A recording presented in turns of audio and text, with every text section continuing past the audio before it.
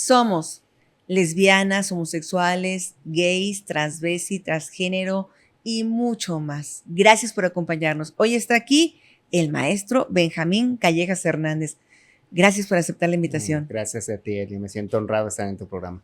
Benjamín es un activista y gracias a él se han logrado muchísimos avances en materia de diversidad. Pero yo quiero preguntarle cómo comienza todo esto cuando estaba chiquititititititito. ¿En qué momento te das cuenta de ¿En qué que momento me doy eres un niño cuenta que era yo un diferente niño para la sociedad, ¿no? diferente? No tengo una memoria a partir más que de los 8 años.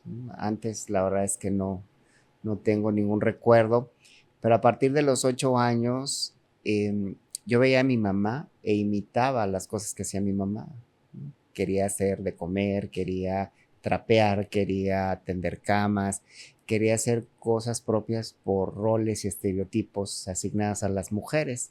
Me sentía a gusto. Se da cuenta mi padre que ya falleció, eh, primaria, segundo grado, mi madre igual segundo grado, albañil, machista, una persona muy fuerte con un carácter imponente. Sin embargo, no decía nada. Dejaba que apoyara a mi madre en esas actividades domésticas. En una noche, sí recuerdo que estaban platicando los dos en un cuarto porque las necesidades en aquellos momentos eran muy precarias. Estaba la cama de los hijos y su cama, y estaban platicando precisamente el comportamiento de cada uno de nosotros. Y mi papá dice, mi Benjita, creo que va a salir rarito como mi primo. Y mi mamá, sí, yo lo veo raro, actúa raro, le gustan las cosas de niñas. Y aunque nunca hubo una muñeca, porque no me llamaba la atención jugar con muñecas, yo era un niño que jugaba con soldados, con caballos. Somos 5 hombres, somos 5 hermanos hombres, y me agradaba ese tipo de juegos, incluso hasta rudo, pero las actividades domésticas sí me llamaba muchísimo la atención. ¿Tú estabas escuchando esa plática? Estaba escuchando esa plática una madrugada porque mi papá trabajaba fuera de Jalapa. Yo al estar escuchando empecé a reflexionar y dije, pues creo que soy un niño diferente porque no me gustan las cosas plenamente de hombres, ¿no? Y sí hubo un momento en el que mis hermanos hacían este bullying con palabras obviamente homofóbicas, altisonantes. Pero sabes que yo me empezaba a resguardar más en esas actividades domésticas, por lo mismo que mi padre era albañil. En temporada de vacaciones o días de descanso nos llevaba a trabajar. Entonces yo le huía al trabajo rudo siempre, ¿no? ¿Prefieres quedarte a ayudar a tu Prefería mamá? quedarme, ayudar a mi mamá, pero muy consciente de que yo no era un niño como mis hermanos. No te puedo decir que me llamaban la atención los niños, te mentiría, no, en esa etapa de mi vida no.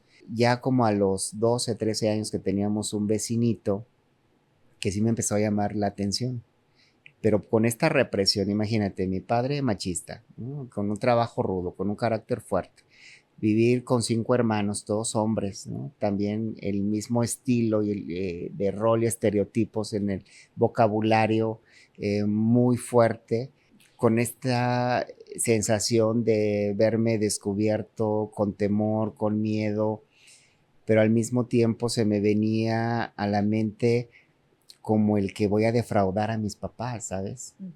Porque siempre se escuchaba cuando se casen y tengan su esposa y tengan sus propios hijos, ¿no? Siempre en el lenguaje masculino sexista, y tengan su propia casa y tengan su propio hogar y después nos vengan a visitar. Entonces yo a los 12 años, 14 años, yo quería creerme realmente que algún día me iba yo a casar y tener familia y tener esposa y tener hijos, y sí me visualizaba visitando a mis papás en ese hogar, ¿no? Con sus nietos, porque ¿no? era lo que correspondía, exacto, como tú comentas. Sin embargo, había una resistencia, había un rechazo a ese rol asignado en esos momentos, y sí se sufre muchísimo pensar. Yo siempre he sido una persona muy emocional. Yo sí lloraba, lloraba de la nada, y mi mamá me decía, ¿pero qué tienes? ¿Estás enfermo? ¿Te pasa algo? Yo no, pero muy en el interior era pensar cómo voy a dar cuentas conforme vaya yo creciendo si a mí no me gustan las niñas. No me imaginaba tener novia, pero sin imaginarme con un hombre tampoco, ¿Qué o edad sea, era tenías una más o menos confusión en como ese 12, momento? 14 años 12, 14 en la años. secundaria, que aparte del bullying que yo viví en la secundaria fue impresionante. Sí lo Eran viviste. otros tiempos, por supuesto. ¿Qué haces en esos momentos en que te están no solamente diciendo cosas, o sí? Claro, por supuesto. Y lo Porque peor de los mismos docentes, también. el profesorado. Yo recuerdo, era llenito, siempre tengo como la complexión llenita.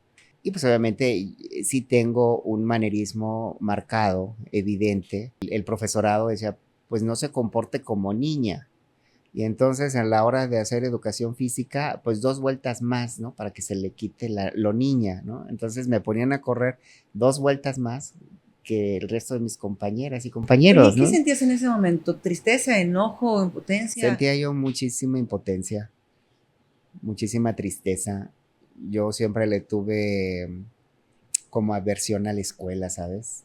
No era un lugar seguro para mí, No, claro. porque aparte del bullying y del acoso de los compañeros, yo iba con el pants de hacer ejercicio con cinturón por el temor ¿A que te lo bajaran o algo así? de que no solo de que me lo bajaran en esos entonces, porque sí había el mensaje, ¿no? De que si eres joto, o sea, con otras palabras, entonces te ha de gustar el pene, con otras palabras, y entonces te vamos a dar. O sea, para mí era un temor muy grande en la Y secundaria entonces ir tú acomodaste tu panza, llevarlo a manera de la súper amarrado seguridad y nada, por el ¿no? temor. Bueno, sí. Y con el pantalón de vestir, pues obviamente con el cinturón. Entonces, yo a veces ya no quería ir. Siempre fue un niño aplicado, siempre saqué calificaciones arriba del 8, pero realmente yo no me sentía seguro. Yo hacía mi tarea y me veías ahí todo nerd, ¿no? Terminando a tiempo, pero llegaba el momento de ir a la escuela y era una angustia tremenda. Y mi mamá me decía, ya bañate, prepárate porque se te va a hacer tarde. Y la verdad yo empezaba a sentir muchas ganas de ir al baño, tan solo de imaginar todo lo que tenía que vivir en la secundaria, ¿no? Qué difícil. Así, con ese tipo de vivencias, pues, ¿cómo la saqué? La saqué.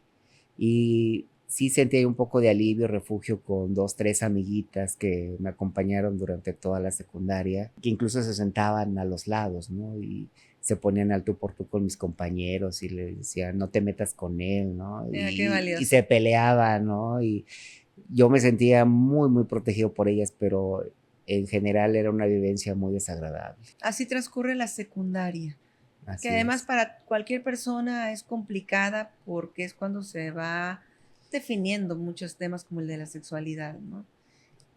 Creces un poquito más, cambias de Cuando escuela, llegas a la prepa. llego a la preparatoria, fue un cambio diferente, distinto, aunque no desaparecía el bullying, ya fue en menor intensidad. Ya los compañeros estaban más ocupados en el noviazgo, ¿no? En las chavas, en salir, como que pasé a ser un poco invisibilizado en ese Ujú. sentido, pero sabes que yo sí notaba mucho el tema con los profesores, ¿no? Con las Lo cual es maestras. lamentable. Y es muy lamentable porque yo veo ahora las adolescencias, las infancias, incluso en las universidades que he tenido la oportunidad de platicar y es algo constante y no de ahorita, de hace mucho tiempo. Yo lo viví. En la preparatoria fue como más tranquilo el asunto. Sin embargo, yo ya empezaba a despertar. Ahora sí, la sexualidad, la convivencia, ya me empezaban a llamar la atención los compañeros, los hombres, ¿no? Así, ya no los veía yo con desagrado. Sin embargo, venía esta parte de no salir del closet, ¿verdad? Porque ¿cómo lo hacemos si en esos entonces los periódicos amarillistas, una famosa revista por ahí muy alarmante que salía, ¿verdad? Constantemente estaban matando a personas que eran de nuestra población, que eran principalmente homosexuales y que se me quedó muy marcado en esa etapa de mi vida.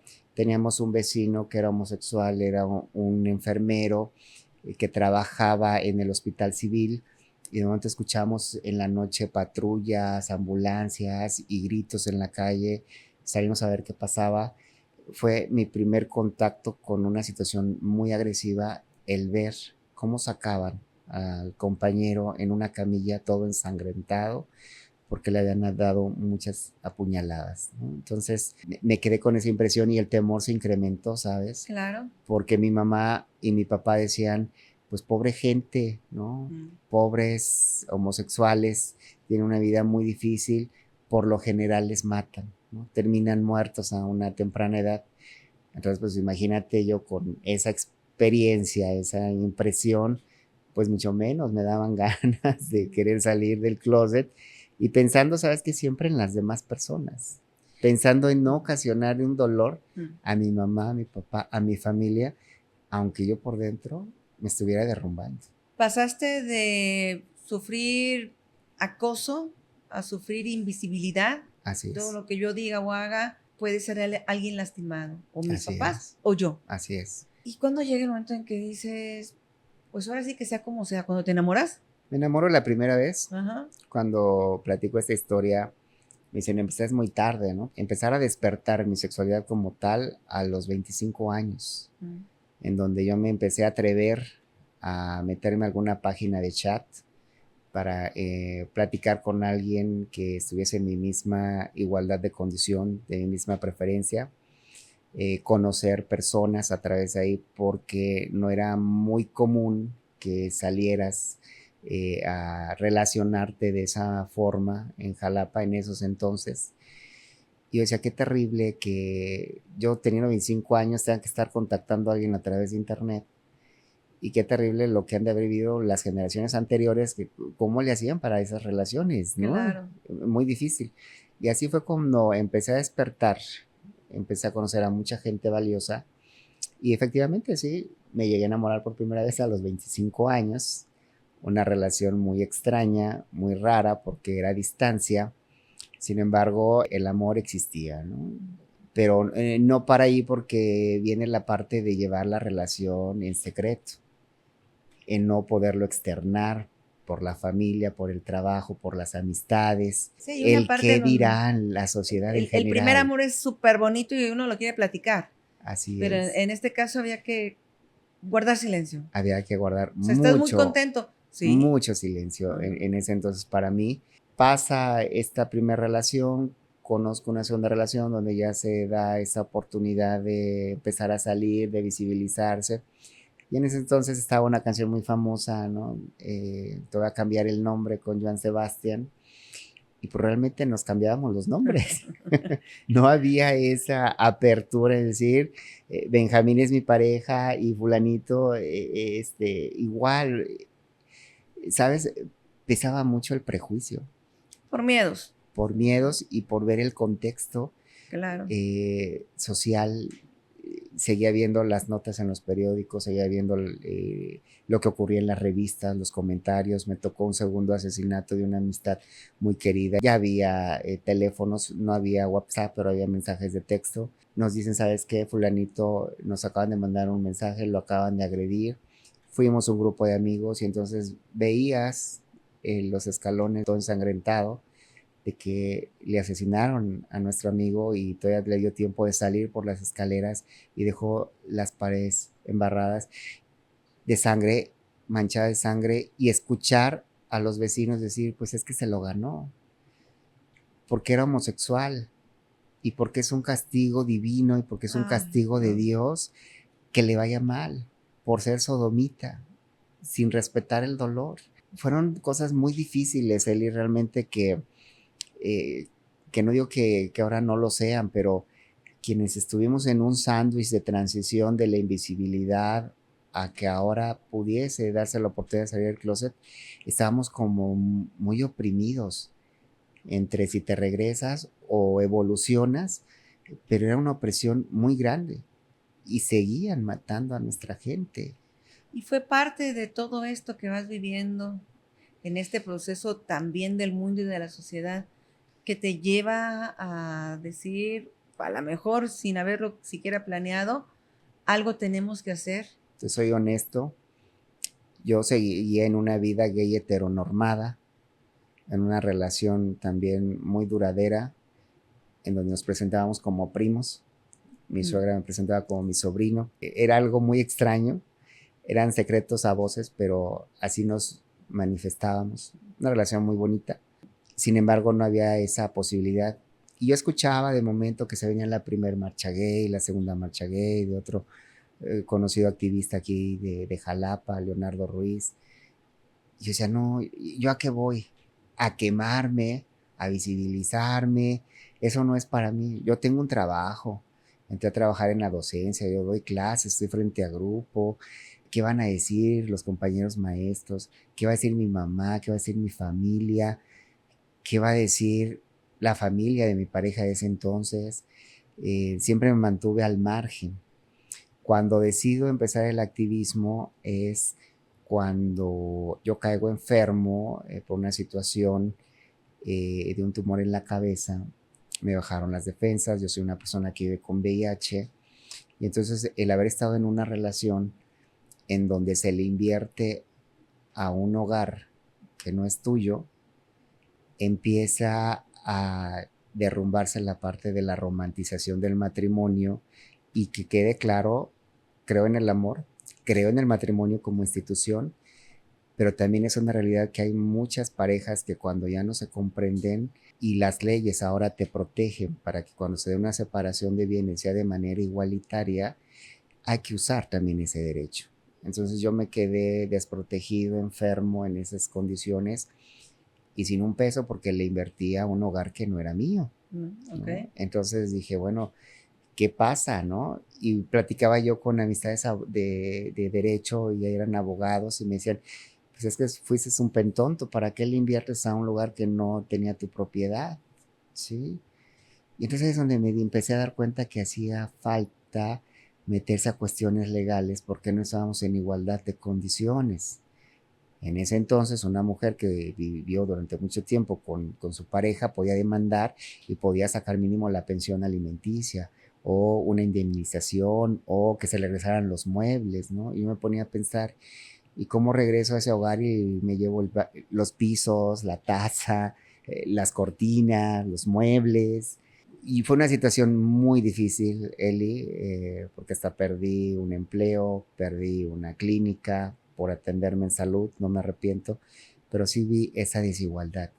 Y fue cuando dije, algo se tiene que hacer por los derechos de nuestra población, porque no basta con exigir el respeto a los derechos humanos, tenemos que ir más allá para que también haya derechos civiles y en la misma evolución el día de hoy estemos hablando sobre derechos políticos hacia nuestra población. Y porque era el común denominador de parejas que habían estado viviendo en unión libre con personas y que les había pasado igual que a mí.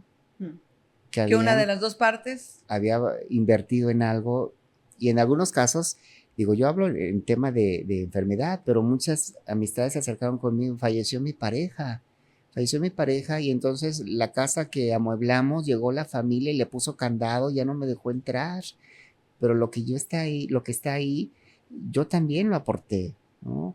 O me sacaron con arbitrariedades y yo también le di el enganche del departamento, de la casa y eso ya no me lo quieren devolver. ¿Por qué? Porque está a nombre de mi expareja que falleció y tener que estar peleando con la familia para que mínimo le dejaran ver en el hospital o estarle acompañando en proceso de enfermedad. Realmente era muy, muy complejo que yo también estaba procesando. Hay que hacer algo, pero no solamente en el discurso, hay que hacer algo, los cambios de fondo. Yo soy así, Eli, o sea, hay que hacer algo que realmente impacte y que no solamente quede ese discurso al aire de que sí vamos a respetar. Y fue ahí donde me empecé a involucrar con colectivos, principalmente del puerto de Veracruz, que llevan un poco más de avance en esta visibilidad. Me invitaron a participar, les dije con mucho gusto. Al año siguiente, eso fue en el 2015, en el 2016 deciden los colectivos del puerto de Veracruz y parte del estado de Veracruz que encabezara los trabajos de la coalición estatal LGBTQ+, y pues hasta ahorita. Y hasta ahorita y lo que viene. Así es. Benjamín, háblanos un poco, porque la verdad es que hemos pasado por momentos muy difíciles, seguramente muchísimas personas, si no es que todos los que somos parte de la diversidad, Pero háblanos un poco de cómo hemos podido gozar de estos derechos. Por ejemplo, aquí en nuestro espacio, en nuestra ciudad, en nuestro estado, ¿qué es lo que ha cambiado gracias al activismo tuyo y de muchas otras personas más? Sí, Eli, fíjate que no me considero la única voz. Ha habido muchas. He sido una de tantas por los que ya no están, por los que están y por los que vienen. Y yo me siento infinitamente agradecido con la vida que me dé la oportunidad de servir, de poder servir para un bien común. Yo recuerdo que Jalapa tiene una característica muy especial. Tú eres jalapeña, lo sabes. Tiene una cultura conservadora muy arraigada todavía, Cierto. muy, muy conservadora. Entonces, cuando empezamos a lograr espacios, el primer espacio que logramos en abierto, los colectivos, y que fue como una hazaña y era una comunidad, realmente era una comunidad muy bonita, fue cuando el Herrero pasó a ser Sonic en pleno centro de Jalapa, enfrente de Diario de Jalapa, que todo el mundo se infartaba y que le exigían al alcalde en ese momento que cerrara el antro porque no daba buena imagen, ¿no? Era algo como muy revelador en ese Sí, tiempo. sí, váyanse a las orillas, ¿no? Claro, Pero en el centro de la sí, ciudad ustedes no caben. no. Y entonces así teníamos las trancas, Banderilla, ¿verdad? O colonias muy, muy retiradas. Cuando empezamos este avance de visibilizar la lucha de los derechos, no empezamos por el tema del matrimonio igualitario, empezamos por el tema de la identidad para las personas trans. Estoy hablando de hace un buen rato. Posteriormente hubo un diputado del puerto de Veracruz de apellido Sarrabal que nos escucha, que ve la iniciativa de la Ciudad de México. Déjame decirte que en el estado de Veracruz llevamos 25 años de atraso en materia de derechos humanos en comparación de la Ciudad de México. Claro. Mientras aquí apenas hace 2 años se ve el matrimonio igualitario, ellos ya tenían esta lucha por las sociedades de convivencia en la Ciudad de México. El conservadurismo de los diputados y las diputadas en ese entonces también estaba muy, muy arraigado. Siempre han visto a nuestra población como un voto, como alguien que les va a sumar y los va a hacer llegar, pero nunca nos han visto como seres humanos, realmente nos han visto como seres humanos de segunda. Pasa una transición, llega otra legislatura, perdón si no recuerdo los números, pero llega otra gran aliada que es Mónica Robles, e impulsa también lo que es el tema del matrimonio igualitario. Se va Mónica Robles, entra 2 años de una legislación panista y que pensamos que íbamos a tener eco porque habían logrado el PRD, un partido históricamente de izquierda, avances importantes en la Ciudad de México que los íbamos a obtener aquí y realmente nos topamos con pared y con mucha decepción. Sin embargo, ahí empiezan los primeros logros de la coalición estatal LGBTQ+, porque el tema de crímenes de odio por homofobia siempre ha mantenido al estado de Veracruz en primer lugar desde el 2016. Se presenta una iniciativa con un colectivo del puerto de Veracruz, Soy Humano, para tipificar los crímenes de odio por homofobia. No se logra como tal, pero sí se adiciona al Código Penal en el artículo 144 que como motivo de odio se agregue la preferencia sexual. Entonces fue un logro muy importante que no lo han querido adoptar ahorita, en este caso la Fiscalía y las policías ministeriales. Sin embargo, ya está tipificado como tal, ya hay sanciones como tal, y de ahí en la siguiente legislatura de 2 años llega una vez más Mónica Robles con la firme convicción de reformar el Código Civil en donde contempla el matrimonio igualitario. Haya sido, yo creo que la lucha más fuerte que he presentado como activista ante todo un estado conservador, ante las religiones. Debo también dejar muy en claro que soy un hombre de fe, que respeto todas las ideologías religiosas.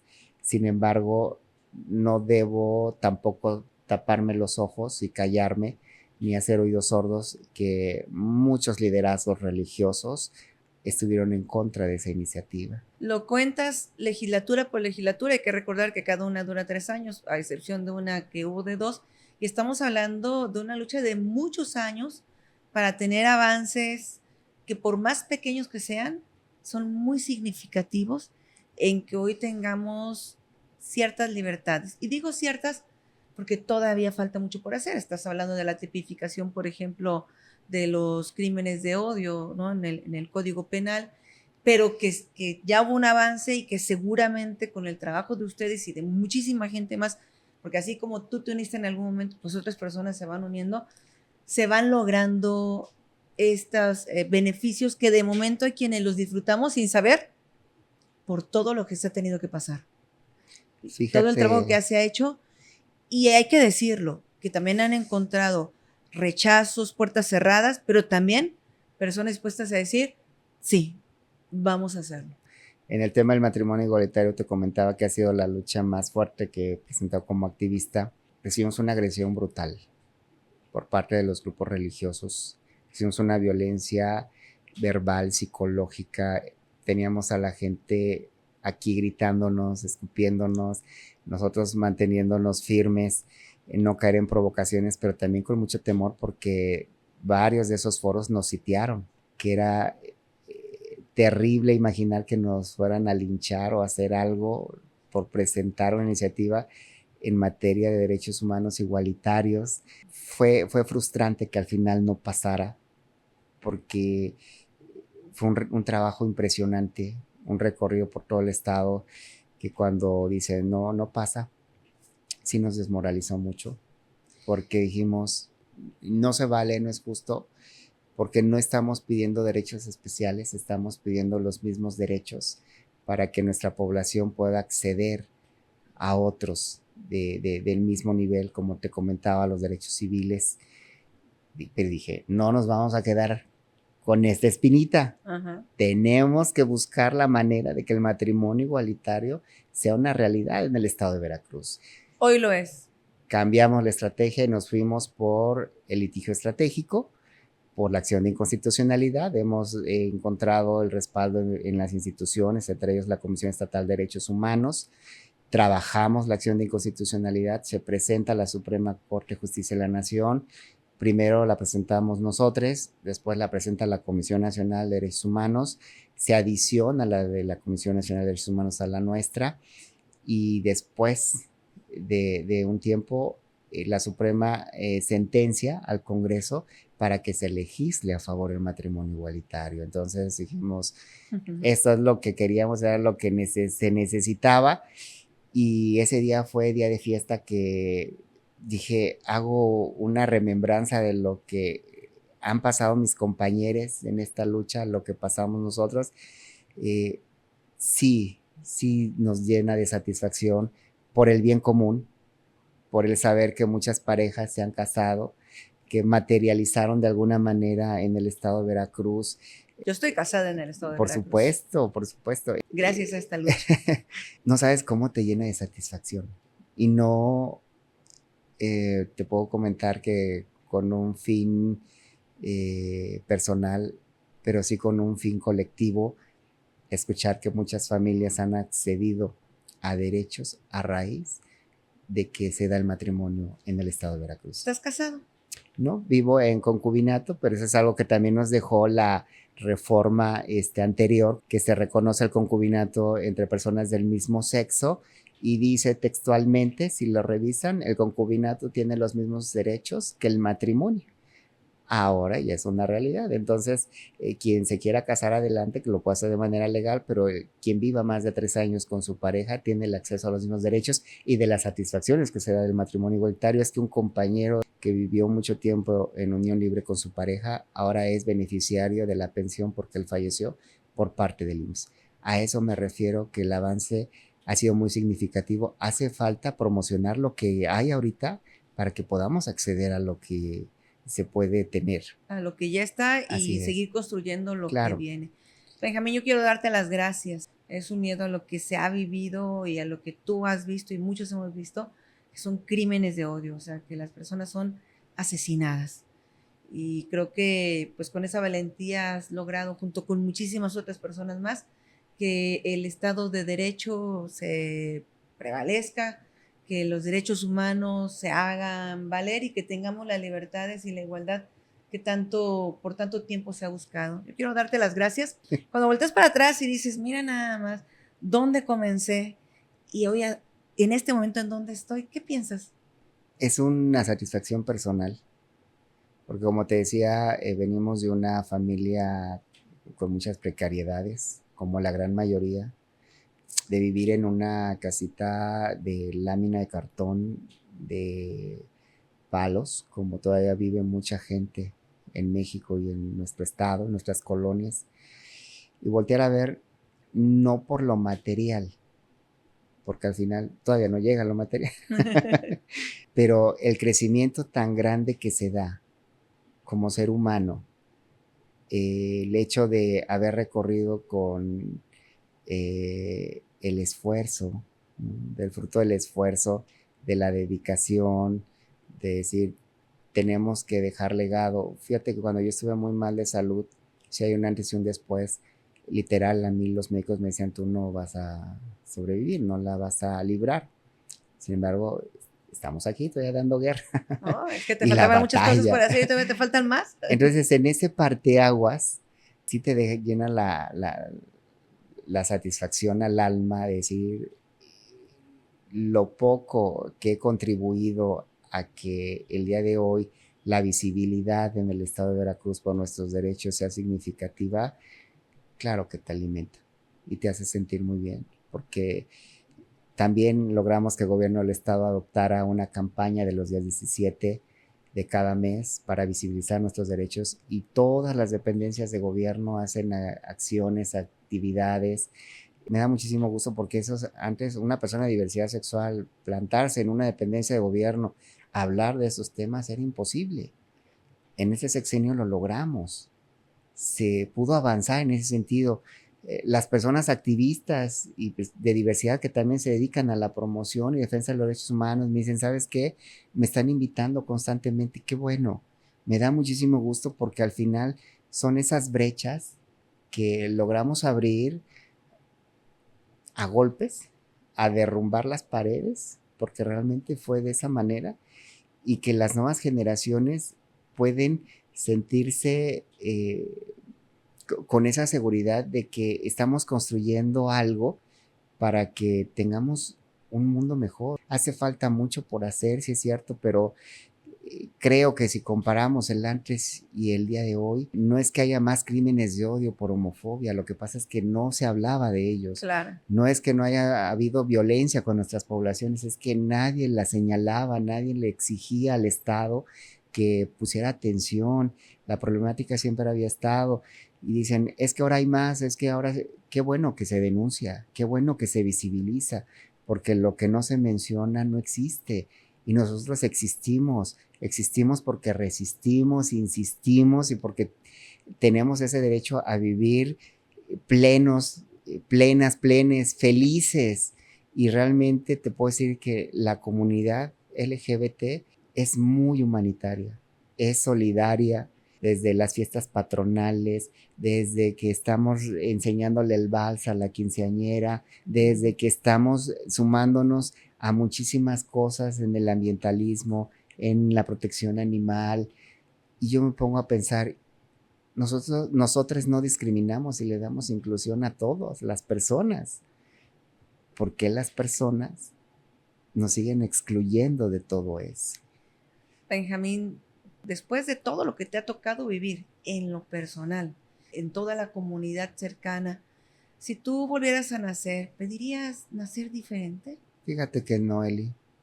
Yo con todo lo que he atravesado a lo largo de la vida soy el resultado de esas vivencias, y aunque me han marcado a veces en la tristeza, te puedo decir que también soy un sobreviviente en resiliencia y seguiré por el mismo camino.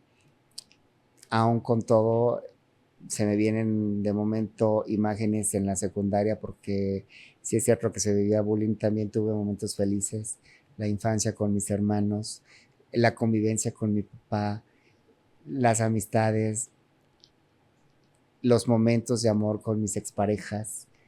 Yo todo eso lo atesoro y con eso me quedo. Qué bonito, te lo agradezco. No, Gracias por haber a ti. aceptado la invitación para estar aquí en el programa. Gracias por compartir tu historia, que no deja de ser una historia de valentía y que siga habiendo muchos logros más. Muchísimas Gracias a gracias. ti. Somos. Nos vemos en el próximo programa.